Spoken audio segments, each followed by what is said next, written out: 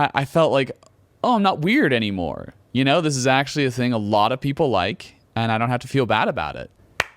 What's up, friends? This past weekend, I went to a K-pop concert, a couple K-pop concerts, actually, and it was my first time, so I thought it could be fun to talk about my experience. The festival concert thing I went to was called Bridge, featured acts such as BamBam, Monsta X, Enhypen, Oneus, Dreamcatcher, Viviz, and most importantly, Jessi, who was ridiculous. So good. But we'll get into that. I'm going to start kind of in chronological order of my experience. So going into this Bridge, I saw that there was going to be panels in the morning. And so as someone who's in the music business, I thought, hey, this could be really interesting. I've been to music summits where they'll have kind of music business professionals talk about different things going on in the music business. And this specific event was supposed to focus on how the Asian entertainment market, the Asian music and arts, was getting more and more exposure. And so I thought, oh, these panels could be really interesting in talking about that. Unfortunately, my supposition was way off, and that was not what was going on in the morning and early afternoon.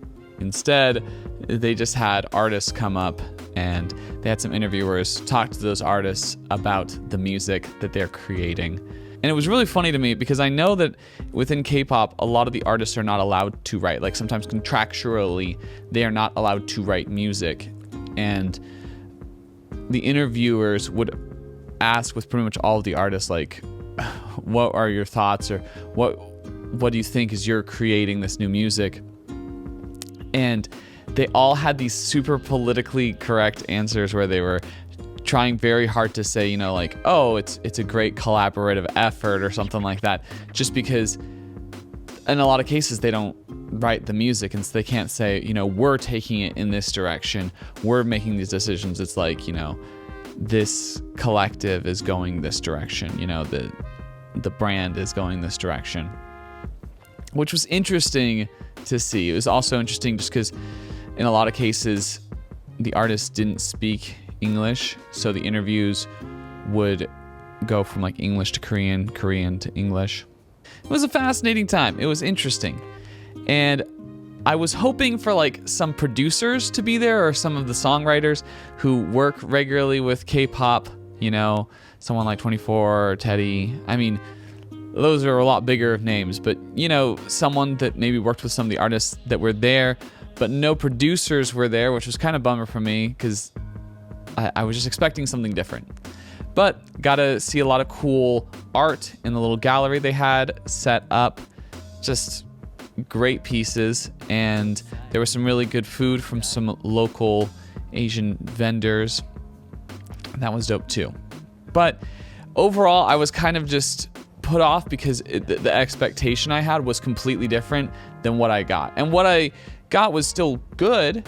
It just wasn't what I was expecting. I was also very fascinated because a lot of the fans in the morning thing were very quiet. There wasn't a ton of like chatter, except for when the artist got up, and then everyone would just scream their like lungs out. It was so intense. They were very loud, and that loudness would only continue into the concert portion, which happened that night. So there I am.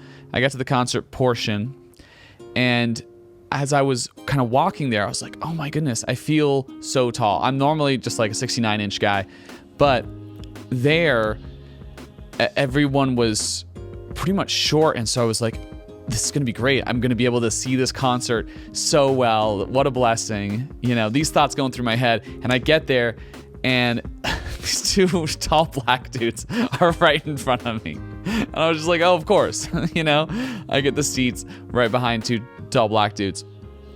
And they were also content creators, and they were filming themselves while also filming the performances as kind of influencers. And I was freaking out because I was so excited because I hadn't ever been to a K-pop concert before, and it was so much fun.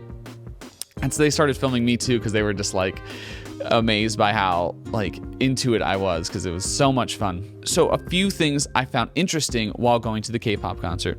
One, at most concerts in the United States, a performer will go up, do their song, then do the next song, and then do the next song. And sometimes they'll talk a little bit in between songs, but mostly it'll just be like, you know, hey, how's it going, everyone? Just some stuff to hype up the crowd, right? Here, they would have like a whole hangout sesh after each song. So they came out, they did their song, and then they were like, that was fun, right? And they're like, I'm so-and-so, I'm so-and-so. They'd introduce everyone, and then they just start like hanging out and talking about Vegas, why they like Vegas, how much fun they've been having. And then they'd say things like, wasn't that last performance so good? Which put me off because I wasn't used to it, but it became really endearing. So when it first started happening, I was just laughing because it was so different to me. Them just going up and saying, man, that was a great thing we just did. And I think you guys are really gonna like this next one we do because it's really fun. And then sometimes that stage had kind of the primary stage, and then it had this walkway that went up. They'd say, oh, we're moving to the front part now. And so they'd all walk up to the front part and then get there, and then they'd, you know, all be there, get in their dance formation. They'd start the song and start singing and dancing. And it was so different for me, you know? They kind of announced everything. It wasn't like this fluid thing. It was very much this kind of two-tiered thing. They spent as long talking and hanging out as they did singing their song. Sometimes they spent longer talking and hanging out than they did singing the actual song. And the more they did it, the more I loved it. The more I was like, oh my gosh, this is so fun. It's like you're hanging out with the performers rather than just seeing a performance. It's not like what I'm used to, but it was still so cool. And they had this little MC, his name was Yuri Park, that came up in between all of the acts at the beginning of the show. And I didn't know what to think having like a host like him, but he would just come out and he'd just be like, whoa, those guys were great, weren't they? And then everyone would freak out. And everyone would freak out when he came up because it meant the next act was coming out right after him.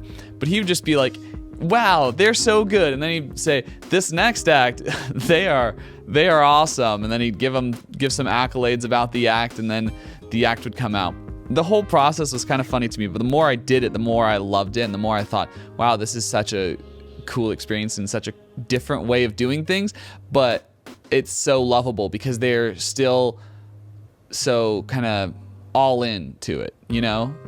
Even though it's something that was so foreign to me, they were so passionate and so into what they were doing that you could feel the love for the art and for the craft in them, and the love for everyone there to them. When they announced Jessi, because Jessi's performance, like everyone else kind of did their thing like that, but when Jessi comes up, it's this completely different experience.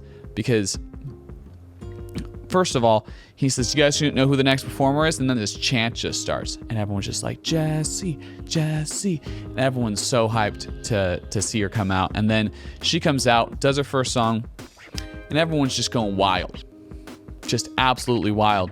And she's just like, hey guys, what's up? Let's get into it. And then she starts the next song, and so we're just going.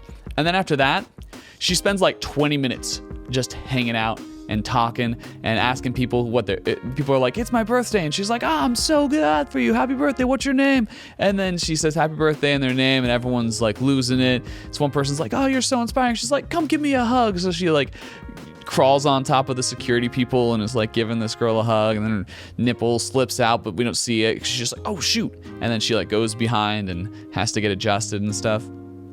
It's crazy, just full of energy, just going hard. And she's spoke English because she's American, but she was just having so much fun with it, and it was such a good time. And then Monsta X came out, and it wasn't quite as hard because Jessi had just done like all the things she'd done, and they just weren't as crazy. They were still cool. Monsta X was great, but Jessi went so hard with her audience interactions and so hard with her music that there was just a gap there, you know? Yeah, but it was a ton of fun. I think the most fun part of it for me was that this is like a genre of music that I have been into for the last like 14 years, and there's always been this kind of disconnect because I don't have a lot of friends who are into the genre as well. I have a few, like Nicole, who helped me get into this show, but for the most part, it's kind of weird when I start talking about this stuff. It's like an obsession, a fandom that I'm kind of part of that I don't know a lot of people who are also a part of. And so going to an actual concert where there were all these other people who were huge fans of this type of music, it was so special because I felt like, oh, I'm not weird anymore. You know, this is actually a thing a lot of people like, and I don't have to feel bad about it. And that was just great. I loved it. Anyway, I hope you've enjoyed this little story time for what it was. If you have, make sure to like, comment, share, subscribe. Check out my music. I just released some music with a local Japanese-speaking artist. The song is called Swoon, and you can find it right here. That's it. Catch you on the flip. This might be a bit soon.